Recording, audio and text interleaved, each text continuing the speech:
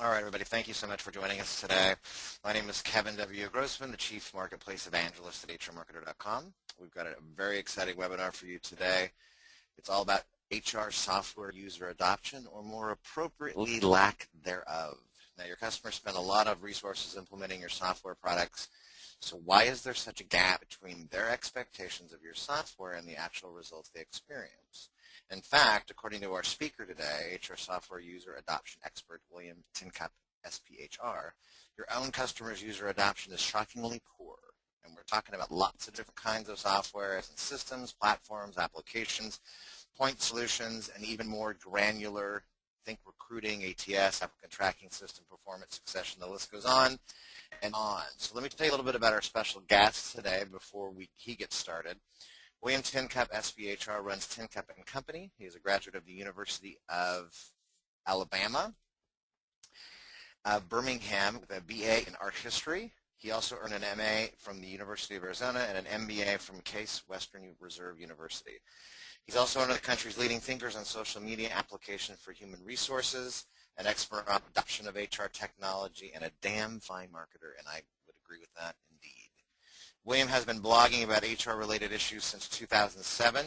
He's a contributor to Fistful of Talent, Talent Culture, which I'm a part of too, and HR Examiner, and also co-hosts a daily HR podcast called Drive Through HR, which is a great show. And you can tweet him at William Tincup. Now, again, as I mentioned in the pre-announcements before the webinar started, if you'd like to share anything that you learned today about the webinar as we proceed, feel free to use hashtag #SocialEars on Twitter. That's the hashtag we're going to use for anything related to this webinar today. Now, before we get started, a couple of housekeeping items. First and foremost, today's webinar is scheduled for about an hour, including time for Q&A at the end, and the lines will remain muted throughout the presentation for everybody that's attending today. We do encourage you, of course, to use your question section, the question part of the console, of the GoToWebinar console, to submit questions to us throughout the webinar itself, and we'll get to those as soon as we can. So don't hesitate if something comes up in the beginning or the middle that you'd like to ask a question on, punch it through to us immediately so that we'll have it at the ready when we do the Q&A. And then at the end, after William's presentation and before Q&A, I'll just say a quick few words about HR Marketer and Social Ears. So again, use that hashtag #SocialEars on Twitter if you're going to share anything today. And I would like to welcome William Tincup. Well, hello, Kevin. How are you doing this morning? I'm great. And yourself? I'm doing swell. Let me just kind of preface this by saying we've got about 17, 18 slides. And today one of the objectives that I have is to kind of convince folks that the world is indeed flat. So hopefully I'm successful at that. But some of you might know my background, like the last 10, 12 years. I was deeply passionate about the conversion, what I call the first conversion of prospects to buyers. The game of how do you market, sell, etc. How do you find somebody out there and then convince them to buy stuff from you? I love that. About a year and a half, 2 years ago, I started to fall in love with a different conversion. And that is the conversion of, okay, they bought something. That's fantastic. But how do we get them to use it? How do we get them to become super users, super admins, if you will? So this is what I do for a living. This is my passion. My goal for today's webinar is real simple. The content is geared specifically towards HR software vendors and not HR. I do have a presentation for those folks, but this one is really hopefully written, and hopefully I'll speak to the specific needs of the audience that I feel is going to be predominantly HR software vendors. I care deeply about this. What I want is that I want you to kind of get a nugget or two or three that you can then turn into a strategy, a program, a process, something to where you can help get a little bit higher adoption rates with your own applications or suites or products, etc. So this is the introduction slide. So what I'll do is I'll kind of do a situation overview. Then I'll talk briefly about kind of the purchasing of software, and I'm going to add some things to HR's list that I want you all to be aware of. And then we're going to go through 10 concepts that I want people to kind of understand that really you're not going to be able to do all 10 of these things. It's crazy talk to think that you're going to be able to do all 10 of these things. But if you can get one of them and kind of make one of them work for you, then success is made. Let's go ahead, Kevin, and go to the next slide.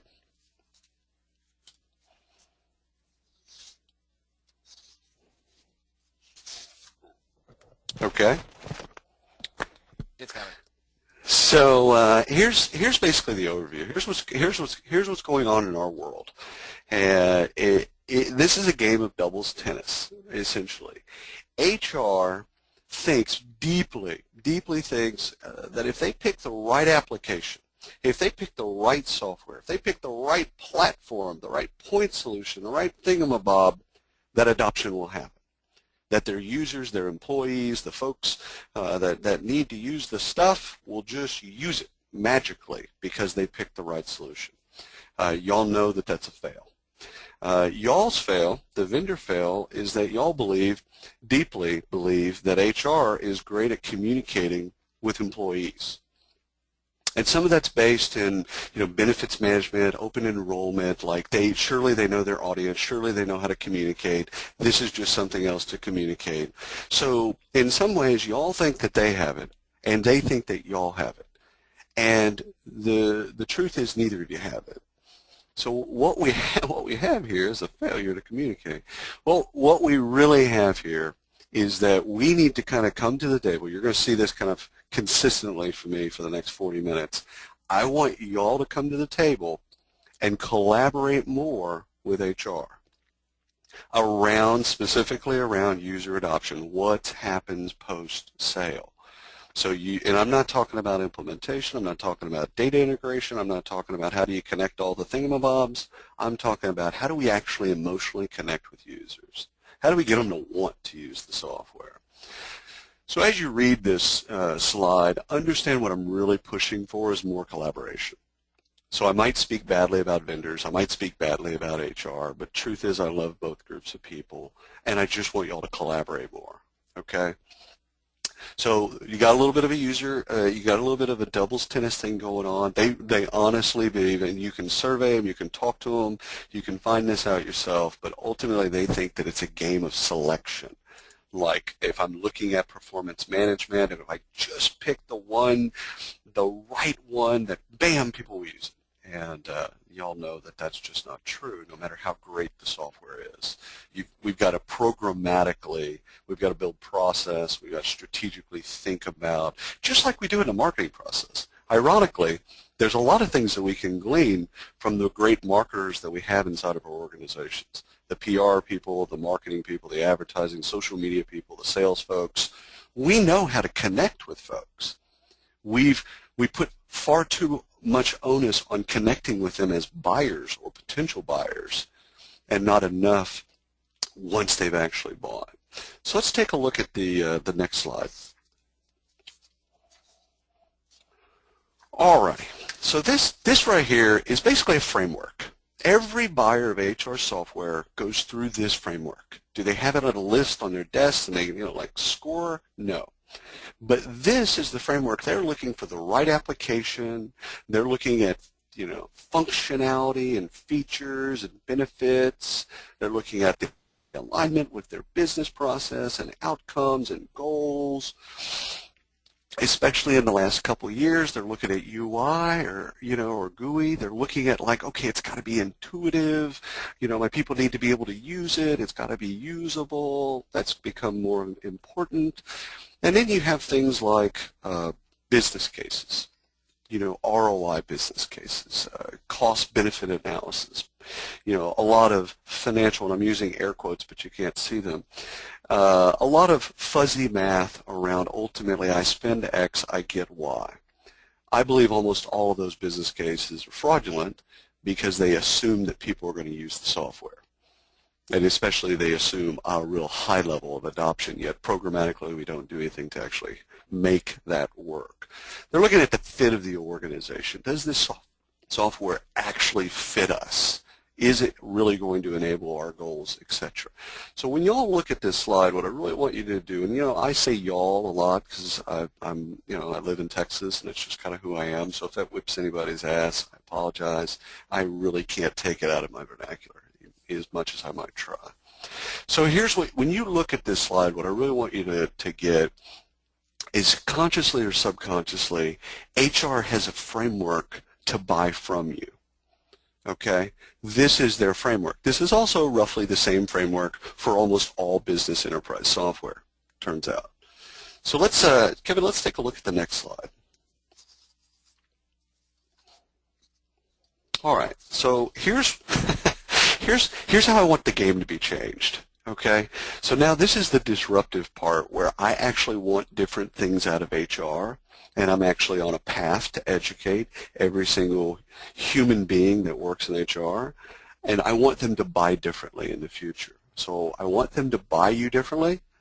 Okay, so it's probably good for you to listen to some of these and then adapt as you can, as you shall. So everything that you saw in the last slide, I love all that stuff. I love looking at features and functionality. I love building the fuzzy math business cases, and I love looking at UI. And I think HR should do all that stuff. I think they should take all your demos and consume all your marketing and take all the sales meetings. I think they should do all that. Like, I don't want to change any of that, but I want to add a bunch of things. And the first thing, the second bullet point on the slide is very, very important to me. I don't want to ever be in a position for a vendor to ever be put in a position to charge for the training of their software. In fact, I believe, so passionately, I believe it's a horrible business practice that we would actually charge people that we're already charging to learn how to use our software. So I want everyone to really understand kind of where I'm coming from here. Training equals retention. In this new world, this new paradigm that we all live, where people change out software like they change out their underwear, ultimately it's a game of retention. That's what's really going on here. Unbeknownst to us, the game is not how many leads that you have, not how many deal closing or what % of deal closings you have. The game is how do you fix churn? How do you fix the back end? And how do you retain key employees, retain people that you've already sold? So we're really looking at the renewal rates. We're not doing this as a philanthropic endeavor. I mean, that'd be great if we all had a soft place in our heart for users, but ultimately this is about the bottom line. This is about our bottom line being better and people choosing to do business with us month on month on month, year on year on year, rather than choosing to do business without us, which is what someone is saying when they ultimately go with another provider, is my business is better without you than it is with you. So this is a game of how do we fix that. So the first thing, about training, let's just stick on that for a moment. If you're already in a position where you're charging for training, find a way to stop it. Okay, I understand the CFO, I understand the CEO discussion will be there's a P&L, there's a profit center over here. I would rather we not lose that money. But if you look at the renewal rates and you look at, hey, we're losing 18% of our customers out the back door, then really look at the math on what you could be spending in training, and you'll find, as most people have, it's better to spend money in training and keep them forever than it is to go through churn. So please, for the love of God and all things holy, do not charge for training. Okay. So I want HR to ask questions of you that you don't really have great answers for. So there's going to be a little bit of pain here. Let's rip the Band-Aid off together. I know that most of you listening to this call don't have a user adoption plan. I get it. But I want them to focus the discussion in the buying process about after the buying process. So I want them to actually have their heads up thinking about, okay, fantastic contract, got it. What do we do to actually, I have 4,000 employees, what do we do to get all of them to care about your software? And while that conversation might be initially painful, eventually you'll create great answers for it. And elevate the discourse for all of us. I want them to ask questions about your technology roadmap. I want them to ask deeper, probative questions about what are you doing next? Okay, you have comp and succession and an ATS and performance. Fantastic. What are you bringing in learning? Are you doing core HR? Are you going to deliver it on premise? You know, what are you doing next? I want them to ask those questions. I want them to ask painful questions, as if some of these aren't already. I want them to ask you about your financials. Are you sitting on a ton of cash? You sitting on a ton of cash? Turns out you're probably going to go out and buy some people. Who are you looking at? What are you thinking? Oh, you're sitting on a ton of debt? That's probably not good. You're probably going to be acquired. Acquisitions, turns out, are great for the industry, great for people like me, great for the analysts, but they're actually really terrible for HR because what it means is they have to learn something new. So put that somewhere. I want them to ask you about your user's bill of rights. I want them to have a conversation with you, like what do they get? HR has had the benefit of all of your marketing, all your sales, every conversation. And the users have had none of that, or very little of that, let's say. So what do they get? What are their bill of rights? How do we actually, stake a claim to what they should always have, etc. I know that most of you don't have it. Totally get it. Create it. Done. I want them to ask questions. Hey, can we purchase based on usage, like what we use? I get it that it has 8,000 features. That's fantastic. I think we're only going to use 4 of them. Can we just pay that way? Which will make your head explode on some level, right? Because no one wants to charge based on usage. But in every other industry outside of HCM or HR software, there are models where they do have metering and usage. So it might come to a theory near us. Really, I'm asking them to ask that question because I just want them to get you to think like, I care about what we use, not what the shiny objects that you're telling me that are fantastic. I want them to evaluate the strength of your user communities. I want them to attend your user conference. I want them to talk with their peers, the other buyers. I want them to, why'd you buy? Why do you continue to buy? I want them to have that conversation. And then I want them to extend it to I want everyday people that use the software. I want to talk to those folks if I'm buying. Okay? So this is the new purchasing process. This is a framework. This is me, William, the guy that now you hate. This is a guy out there on a path to try and change HR's mind around how they buy software. Okay? So, Kevin, let's go to the next slide and see what we see. All right.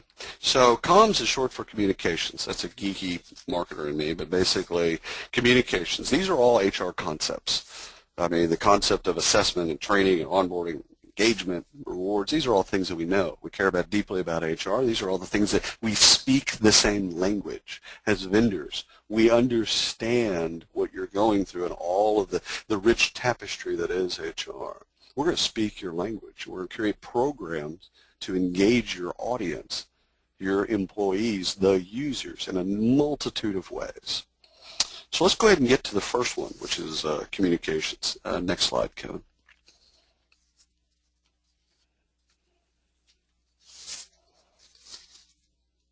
All righty. And Kevin and Andy, I think we already have the first poll up, but if not, could we make the first poll around terms? Can we make that live? Coming right up. Absolutely. Excellent. Let's do this real quick. All righty. So this is, y'all, this is really what I'm trying to drive is what should be the industry norm? What should be the best practice around how long a contract term is? And so we have, 5 answers: none, no contract, 30 days, 6 months, 1 year, multi-year. Please, if you don't mind, while I'm talking a little bit about communications, comms, if y'all don't mind for the next couple slides, would y'all please click on one of those? That'd be great. And then we can go back to the comp slide. So while that's getting loaded, I'll go ahead and talk. We'll leave that open for just. Oh yeah, that's fine. Just leave it open right now, the poll, Liam? Yeah, just if we can we leave it open? Yeah, absolutely. Sweet. Alrighty. So communications kind of go like this, y'all. Y'all can listen and click at the same time, I'm assuming.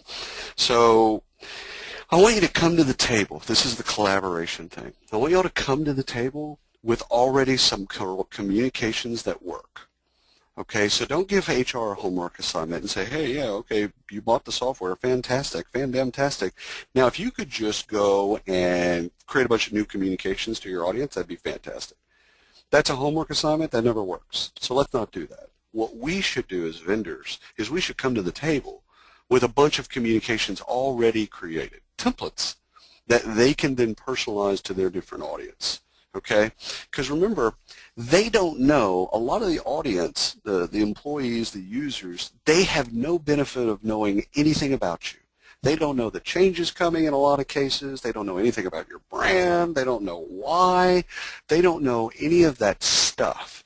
So how do we kind of soften that ground? Okay? How do we help them? And you'll see this with both, change and how do we help them manage change, but ultimately, how do we come to the table and go, hey, listen, it is these best practices that we know that will be helpful.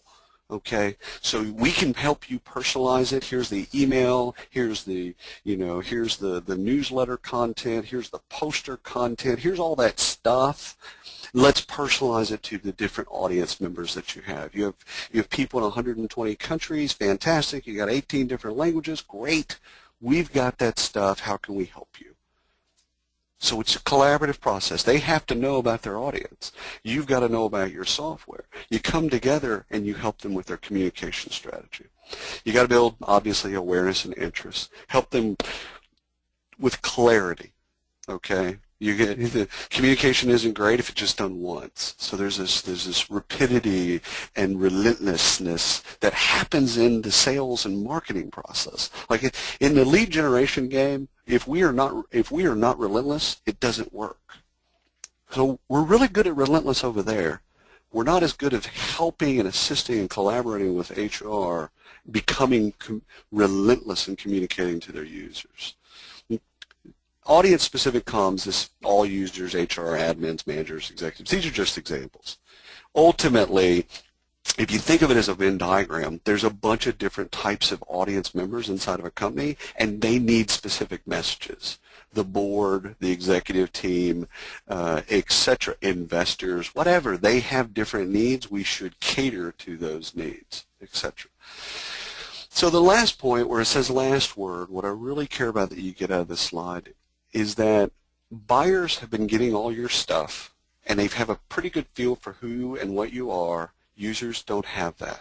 So we actually have to think, what do we want them to feel the first time they experience our brand or the new software? Like, what do we want them to feel? Do we want them to feel anxiety? Do we want them to feel hate?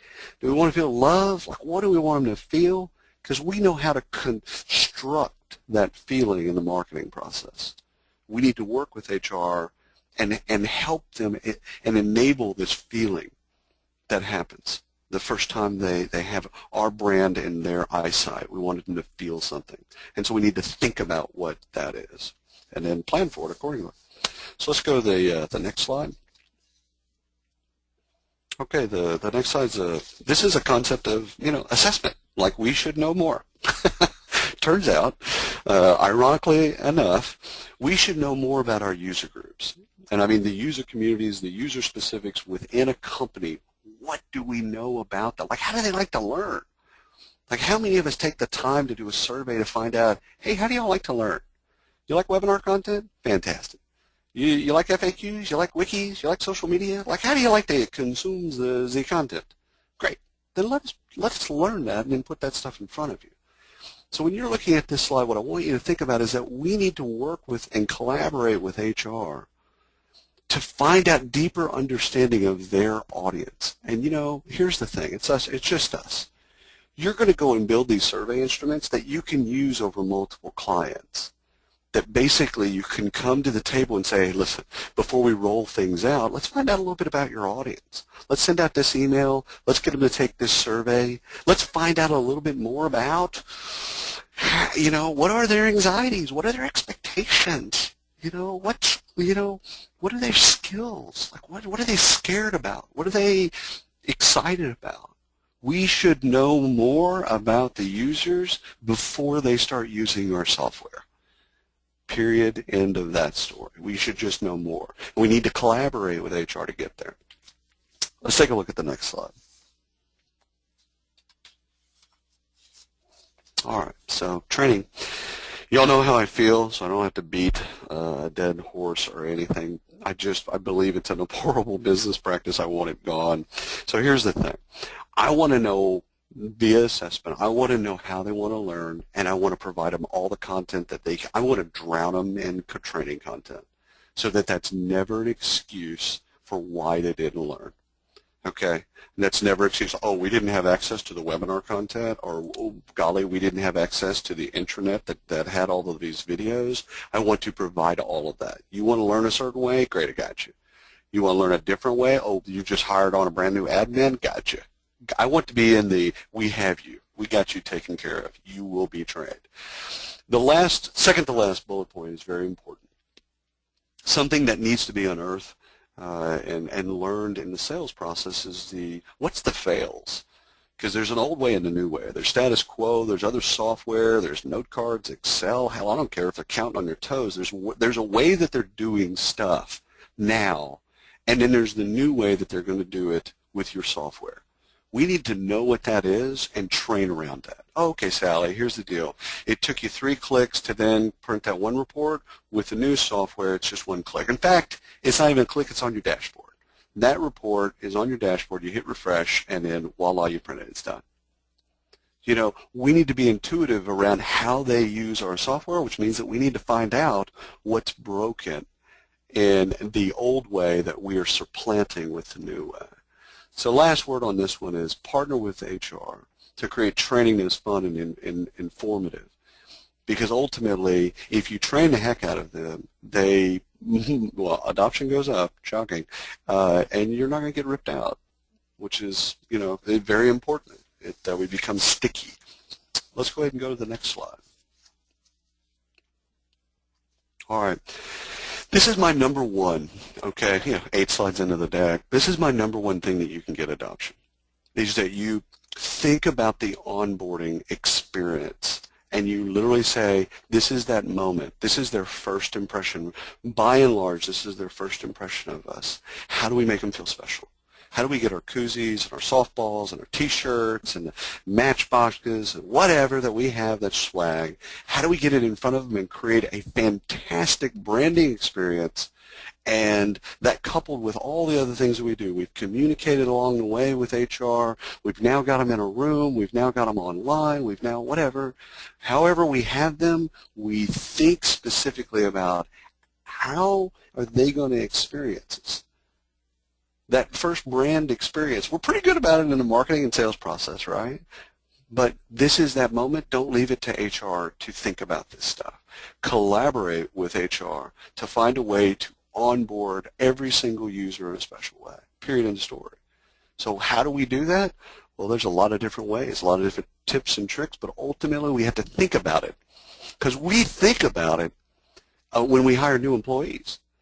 Jimmy's coming on board next Monday. Guess what? There's meetings on meetings to discuss what Jimmy's got going on that first day and how he's going to have a positive experience that first day. But for whatever reason, we don't think of our users like that. We don't think of them like Jimmy. And I want us to. I want us to think about every single user. I don't care if you're doing with software that has 100,000 users. Doesn't matter to me. Find a way to scale it. Let's go ahead and go to the next slide. Alrighty, pretty much this entire presentation is about change. And, you know, we could just sum this up by saying change sucks, because it turns out change sucks, but it just can't be left at that. We have to help and work with HR to manage change. We need to work with them to create a change management plan. I don't want to give them the homework aside and say, hey, hot potato, it's yours, go create a change management plan. And I don't want the vendors to feel like they have to do it all. That's not what I'm saying. We need to work with HR. We need to create those best practices so that when we come to the table and say, hey, listen, we've got like 18 different change management plans depending on the different HR complexity, the size of the organization, geography, etc. Why don't we talk through some of those and figure out which one's appropriate and then personalize it to your group? I think we can do that. In fact, I not only think that we can do it, I think we should do it, period. So how do we manage anxieties? Because this is, y'all, this is all wrought. People will not tell you, especially in a recession or coming out of a recession, people will not tell you how much anxiety that they have related to ripping out something that they knew. Even if it's crappy software that doesn't work, they know how to use it, they know how to bend it, they know how to get the report out of it, and you're putting in this new shiny object that they know nothing about. You've just created anxiety, unbeknownst to you. You think, and rightfully so, you're giving them a better software application, a tool, if you will. Fantastic. But if the person doesn't know how to use it, they're wrought with anxiety. Even confident and competent people are wrought with anxiety they never express. We need to find out a little bit more about those anxieties and then manage them.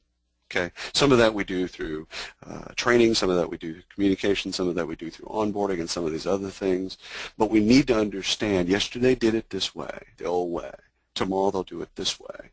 And what is that, and how do we articulate that, and how do we help them with change? So I want you to think about the different stages of adoption. This is just true of all software adoption, turns out, and it could be even a little bit more complicated. But let's just think in the threes. Early adopters, because it is the magic number. Early adopters, on pace, and laggards. In every single organization, you have these three folks, and I would ask you to not think of these things based in race or gender or age or any of that other stuff, like, oh, he has an MBA, surely he's an early adopter. None of that stuff exists. HR does not know in their own organizations who these people are. So we've got to come to the table and help them unearth who are your early adopters, who are your laggards. And, okay, so Sally's still using the fax machine? Okay, okay, well, let's figure that out. So the thing is like we need to start working with them and figure out, how do we pair early adopters with laggards? How do we help them? We don't want laggards. Laggards are our enemy. Okay, they're in every organization, and they are our enemies. So how do we actually overcome laggards? Programmatically, systematically, etc. So moving on from that, I want to talk a little bit about process touches.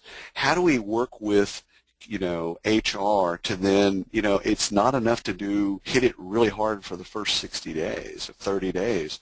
I believe you have to go a whole 6 months into change and be touching people fairly routinely to get people to make sure that they're using the software. So what I would suggest is that you come to the table with some of these best practices and help them create the different touches that have to happen with their audience, okay? Those periodic check-ins, if you will. Though the last word is real simple. I believe strongly that the known is always better than the unknown. And y'all need to do a better job of just figuring out the unknown and working with HR, because here's what goes on in a typical HR leader. They've selected it, painful experiment, they signed a contract, it's done, they're on to the next 400 initiatives that they've got on their plate. They are not thinking about your learning, management software and how to get it adopted. If you think they are, that's just crazy thought. They're not. They care about you. They're going to cut that check. You're good there. But oh, by the way, they're on to the next thing. So what we've got to do is figure out a way to make sure that we help them manage change, because it's in their best interests and our best interests. Okay, let's take a look at the next slide if we can. All right, so this is the second one. So onboarding was my number one. Performance is my number two.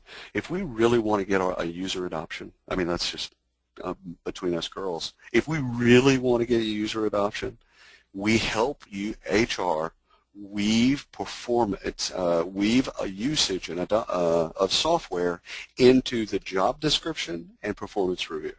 So let me back that up for a second. If you're a corporate recruiter in an organization and you don't have usage of the corporate ATS as a part of your job description and performance review, then in your mind it's optional. Whether or not you use the application or not, it's a nice to have, not a need to have. It's not critical to your job. Everyone's telling you it's critical to your job, but ultimately they're not grading you on it. Your pay, your comp is not tied to it. So y'all need to bring this conversation to the table. Hey, listen, we need to get adoption. It's in your best interest to unlock all the business value that you're paying for. It's in our best interest because we want you to be a customer for life. Okay? So how do we actually weave usage of this application into their performance review? And this is the conversation that happens after they're trained, after they're onboarded, after all that special stuff. Sally, here's the deal. You know, you're going to love the ATS. It's going to be fantastic. You have access to all the training. You're going to be great at it. You're going to get certified, all this great stuff. Here's the deal. In 6 months when we have your performance review, we're going to look at your usage. And if you're not using it, you're not going to get a raise. Now imagine that conversation with better language. Imagine that conversation. Guess what Sally does? Turns out Sally uses the ATS. So if we want to really drive adoption, we need to drive the conversation with HR about the job descriptions and the performance reviews. Okay? Last point on this slide is about certification programs. I want you to create certification. Thin ones, thick ones, don't care. Online, testing, however you want to deliver said certification content, could care less. But I want you to actually come to the table and say, listen, we need to actually separate out your users over time of those that actually really know the software versus those that just barely use it. And we're always going to be working with those that barely use it to get them up to a place where they're competent at the software. So we've developed these staged certification programs. Okay? We care deeply about your people knowing our software. That's why the training's there. That's why we onboard. That's why we do all the things that we do. But this is a way for you to know, HR person, this is how you know, and you can sleep at night because you know that your folks are certified in the software, so you know that they know how to ultimately use and bend the software. So certification programs, if you don't have those, please create them. Let's go ahead and take a look at the next slide. And before we get to succession, Kevin and Andy, I know we had another poll question. Why don't we take a minute and let's take a look at that. So, oh, that's fantastic. Thank you very much.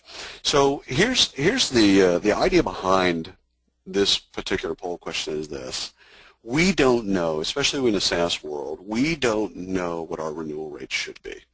It is true in the VC and private equity communities and the financial communities that they're giving better multipliers. They're actually grading companies in terms of funding based on renewal rates. That we know. But what we don't know, where there are no great statistics and or research, is 92% right? Is 80? Are we supposed to be at 80%? That basically, 1 in 5 of our customers at the end of term leaves? Is that the reality?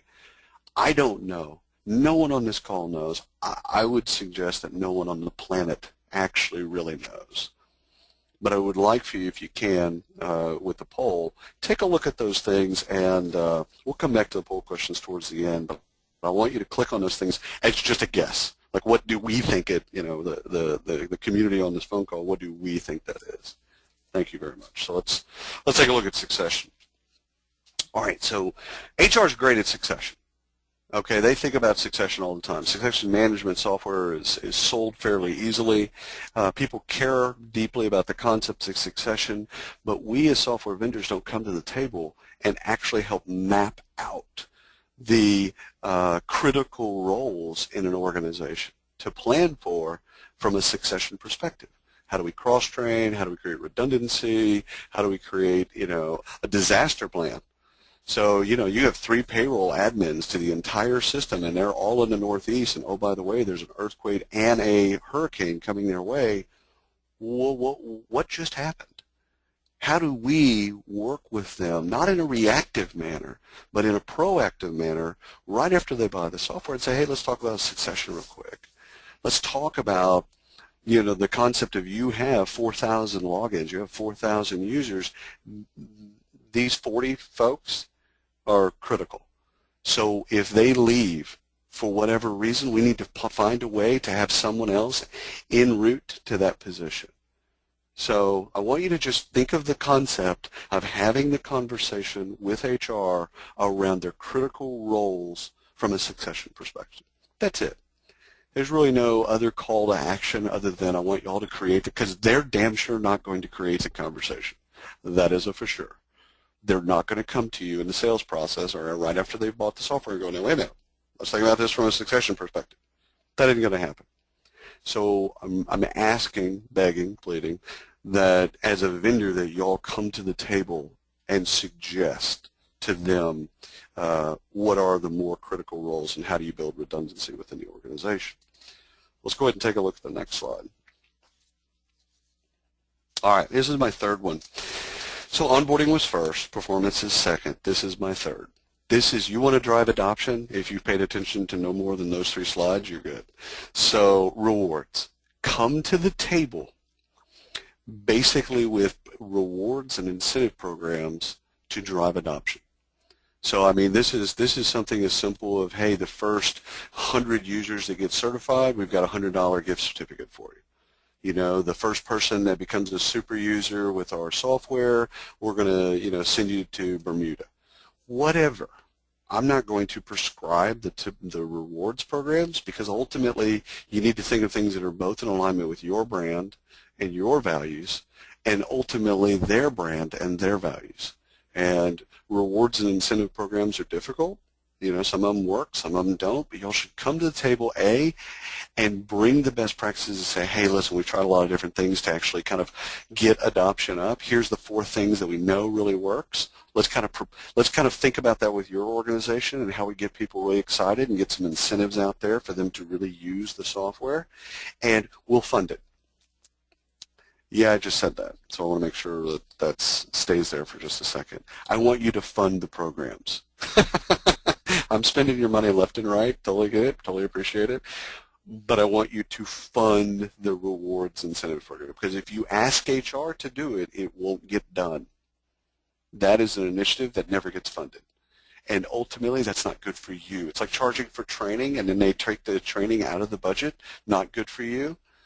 This is a similar thing. You come to the table with a bunch of best practices, a bunch of thoughts and ideas. You personalize it to that particular audience, and then you say, you know what, we'll put $5K behind this. We care about you, and this is in everybody's best interest, in the user's best interest, in your best interest, in the HR leaders, in our best interest. We'll fund it. We'll take care of you.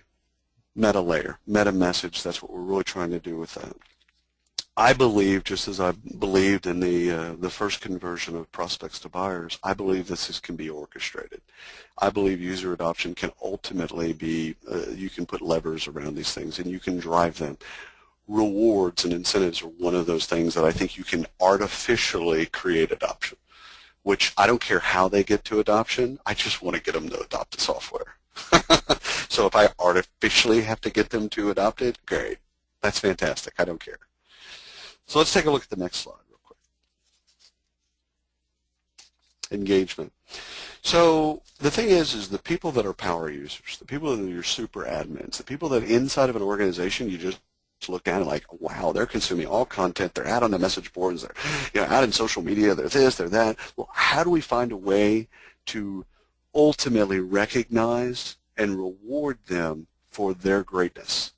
Because if they've taken on your software like it's a second skin to them, then I want you to find a way to put a program in front of them that basically it says, hey, inside your organization, you're a super user. But when you get outside of your organization, you're not as much of a super user, but there's a bunch of people you can learn from. And those are your online communities. Those are LinkedIn groups. Those are, you know, Twitter chats. Those are, you know, of the offline user conference in Vegas that I will not speak of. Those are these activities that now it's like the world is bigger than the company that they work in. Let's get them to explore that other world and bring some of those best practices back into their organization. And this is a training initiative. This is a learning initiative. This is a user adoption initiative. We identify those folks, and then we programmatically go after those folks to then broaden their horizons so that they ultimately come back to their company and make us more sticky. Once again, this is not a philanthropic endeavor. We're trying to drive adoption because ultimately we want to retain them forever. We want to deeply weave ourselves into their fabric of their company, where we're not just performance management software, we're not just core HR software, we're not just succession management software. We have now become business critical software where they can't think of life without us. So I want you to engage. It's hard to say that you can engage all users, so I'll put that out there. But I believe that you can at least put programs in place to engage the top 1%. Bad metaphor. Top 5%. Okay, let's go ahead and look at the next slide. All right. So here's the thing about metrics. This is just yet another kind of conversation with no outcomes. You don't know, I don't know, they don't know, no one knows what metrics should be. But I believe it's a worthy conversation in both the sales process as well as the implementation process, where you talk to them and say, you need a dashboard. You need a way to know that you're on track. So whether or not that's times from login or logins per day or hours using the software per day or what, or number of employees or users that are logged in concurrently, it could be a lot of different types of numbers, y'all. And depending on what you're selling and depending on their company or the way that they're applying the software, it can be a lot of different things. But it's a worthy discussion to say we need to develop a metric together. Okay, let's have a true north that we're all angling towards. Let's all kind of say true north is everyone has to log in the software every day. Great, all right. Easy to know, easy for you to display. Whether or not you will or won't is, yet another discussion. But ultimately, you have to discuss with them a way for them to grade whether or not this is success. Because HR does not, they don't have it in their fiber to say, well, I know it was a success. It's all anecdotal.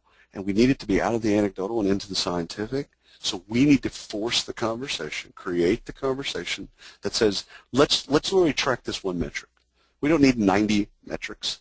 We need one, maybe two, top end 3, and we want to navigate towards those things. That's what we want to do, okay?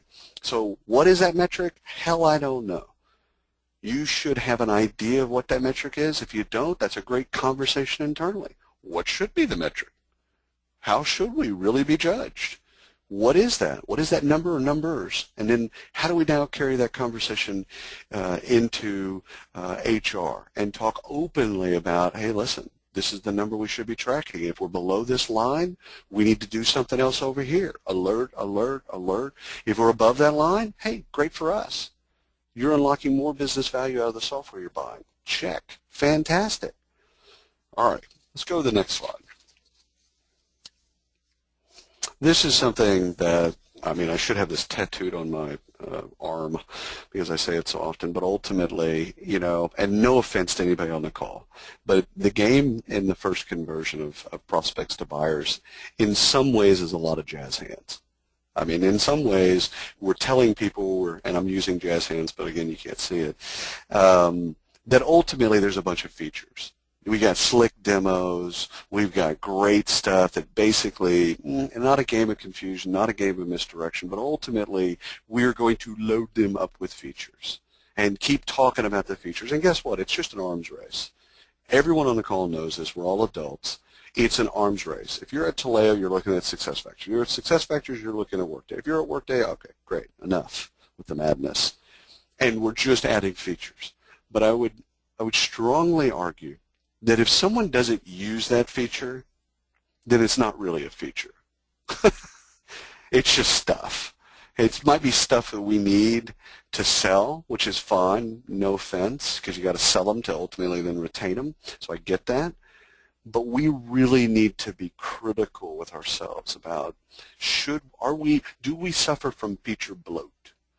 Do we have 1,000 features and people only use 200? Should we take 100 features away from the software next quarter rather than add 400 new features?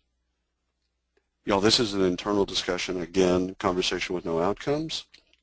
It is a conversation worth having because ultimately they should grade you. HR should judge you based on the features that they use and the power and the value that they get out of those features, not from the jazz hand stuff that you had to do in the sales process. Okay?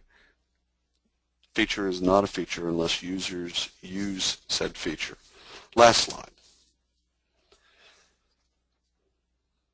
So here's the deal. I'm a resource for you. Okay? I'm pretty easy to find online. Check. But If you can't find me online, here's all my coordinates. Give me a holler. If you have a question, if there's a program you're thinking about, if you just, I'm not looking for work, which is weird. I am looking to elevate the discourse. So if you just want to talk, like, hey, we struggle with X, Y, and Z, let's get on a call, let's talk. I might not have all the answers. Let's scratch that. I definitely don't have all the answers. I care deeply about the concept of user adoption. And it is moving and evolving, and we're getting better at it, and I believe in a world where we get fantastic at it. So I want to thank everyone, and I want to turn everything back over to Kevin and Andy, and thank you again. William, thank you so much, and we're getting close to the top of the hour, and I'm going to actually use my own jazz hands right now, if that's okay, William, with you. That was a wonderful presentation. Thank you again. I just want to do a quick plug for HR Marketer and our brand spanking new B2B marketing platform that we launched not even, gosh, a week or two ago.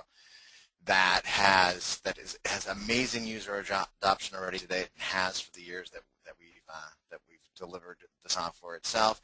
Speaking of onboarding and not charging for training, our fantastic onboarder and trainer, Andy Benkert, is on the phone. Say hi, Andy. Hi, Andy. And I just wanted to say, besides the HR Marketer marketing platform, we also are a full-service marketing and PR agency and have advertising activities available as well.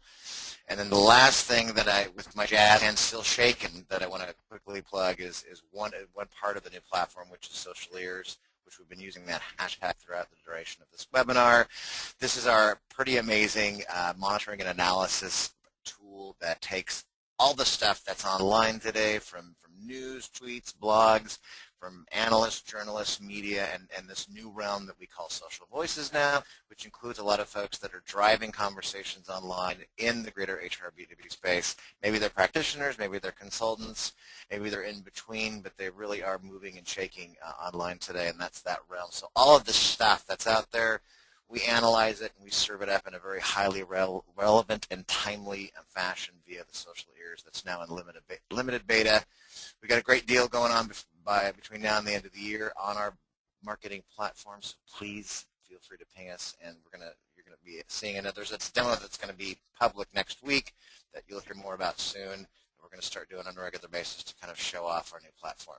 So enough of me. Let's see what kind of questions that we have, Andy. All right. So kind. Absolutely. That was a really informative presentation, William. Thank you very much. I've got some great things to take away from that myself. And we've got a few questions here as well. First up, are medium companies in the 2 to 500 employee range moving to cloud-based HR software with monthly subscriptions, or are they comfortable with an installed process with training, etc.? That's a fantastic question. Here's basically where we need to move our mentality. Let the customer buy the way they want to buy. So if they've got a robust, let's say they're in an industry where it makes sense for them, a small defense contractor in Huntsville, Alabama, the cloud might be scary for them. I don't think that in reality it should be scary, but the perception of security and privacy and some other things might keep them to where they want an on-premise solution. So here's what we really need to do is offer up software in a way that they want to deliver software, or in a way that they want to buy software. And if they want to buy, and if you're an on-premise solution and that's all you have, well, then you got to find out the markets that makes the most sense for you, the industries and the verticals that make the most sense for you. But ultimately, I think the answer to that particular question is let them buy the way they want to buy. They want on-premise, check. If they want SaaS, check. They want it in their cloud, your cloud, somebody else's cloud, check, check, check. But ultimately, let them buy the way they want to buy.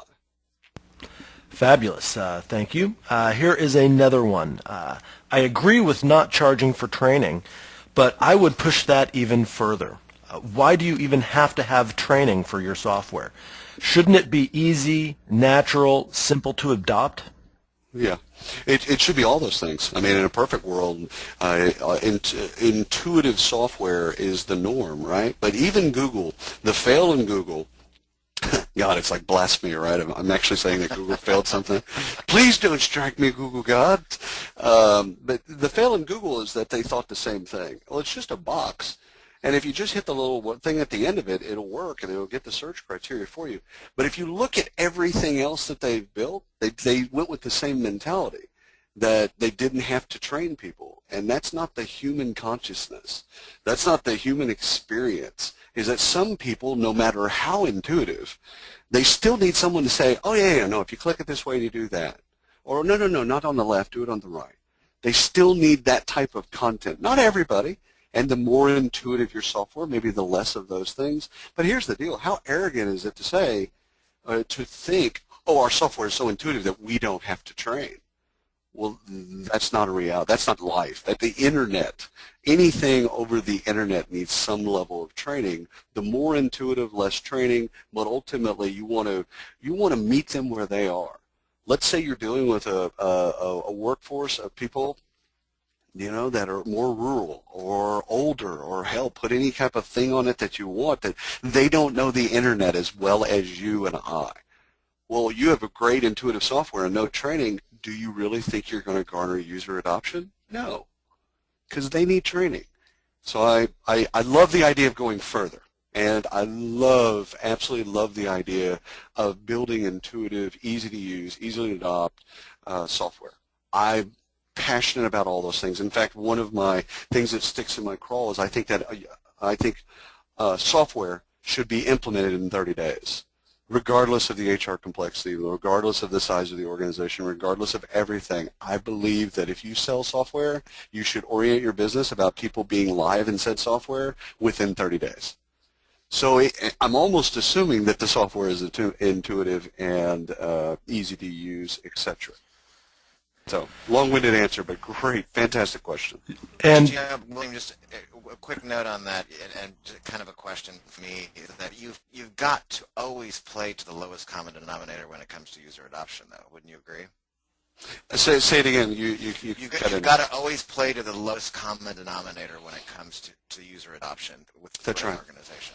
That's right, and I want to build. You know what we do in the marketing process? We do this fantastic concept called one-to-one marketing, whereas I send out an email campaign to 75,000 of my closest friends, but each one of those people felt like I was talking to them, right? Mm-hmm. Sometimes that works, sometimes that wouldn't, but we all know that's the world we live in. We can do that on the back end, where we assess and find out what types of learning styles are there and appropriate, and we don't have to drown people that don't need training, but we need to unearth who does need training and then give them the appropriate, like, I want to be intuitive. I want to know their next step before they think of their next step. Exactly. Excellent. Well, William, I think the big Google brother is listening in, and you'll probably be losing some page rank for that little Google comment there. Sure. We're just past the top of the hour. I've got another question here. Do we want to go ahead with that? Bring it. Yes. Okay. Because I've got one more after that. So. Okay. So here we go. Does HR or the client own the data with most HR software applications? This is a sticky, dirty little secret in our industry. Sometimes they do, and sometimes they don't. And the thing is in the sales process and the marketing process, we don't really talk about it. But here's the thing. What I want everyone to navigate towards is a world where it's easy for people to exit. So hear me out. Bear with me for just another 2 or 3 minutes. I want you to make it really easy for people to leave you. Okay, I want you to actually have an exit strategy so that when you're talking to them in the sales process, you actually sell to them, say, listen, if you're ever dissatisfied, if you ever are not in love with this, here's the 2 things that you have to do, and you're on to your next solution. We make it easy for you to leave, but guess what? In between the goal lines, we're going to make it so difficult for you to leave because we're going to wrap you up with love. We're going to take care of you in such a way that you'll never imagine a world without us. But ultimately, if you do imagine a world without us, we're going to make it really, really easy for you to leave. And therein lies the answer to the question. Customers you can at least co-own the data, but customers should know where you stand in regards to their data, or the data, I should say. If you own it, that's okay. While I don't agree with that strategy, communicate that to people. Let them know that. Okay, don't let them be surprised when they're trying to exit or jettison a contract. Don't let them be surprised like, okay, yeah, you can leave, but here's the deal, good luck. You have fun in your future endeavors.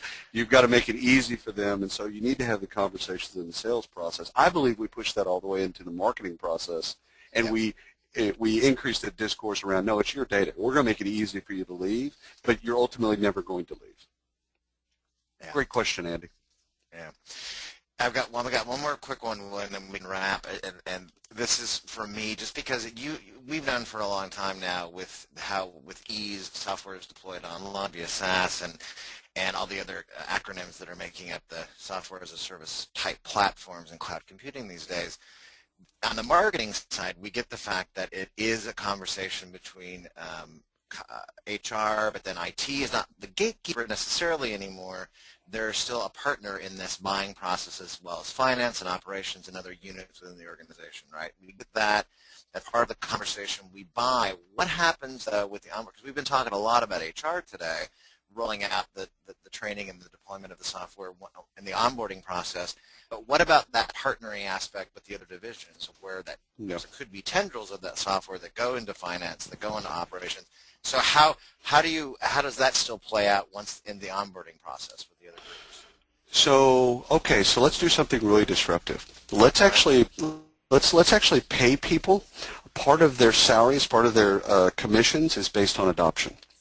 So now take every one of your favorite software vendors and then take their commission structure and say you get half the money for selling, and in 180 days you get half of them if they stay with us, or half of it if we reach our adoption goal.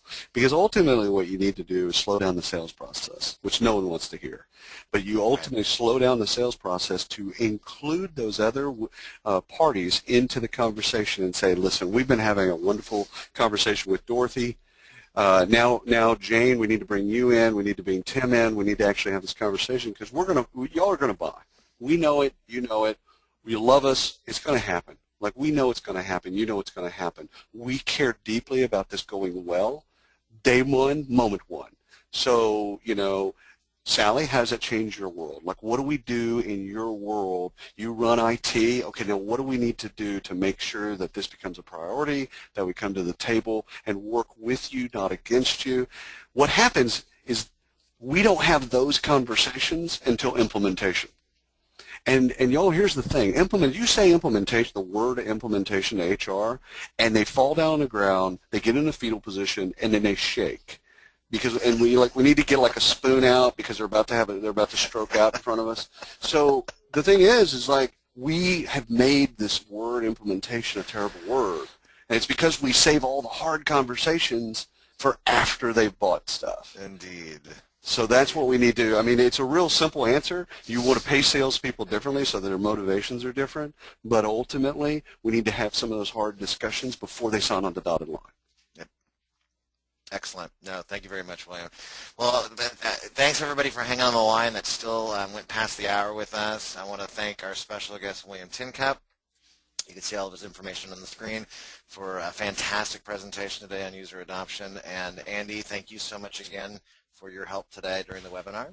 Glad to help out. And everybody have a great rest of the day. Excellent. Thanks.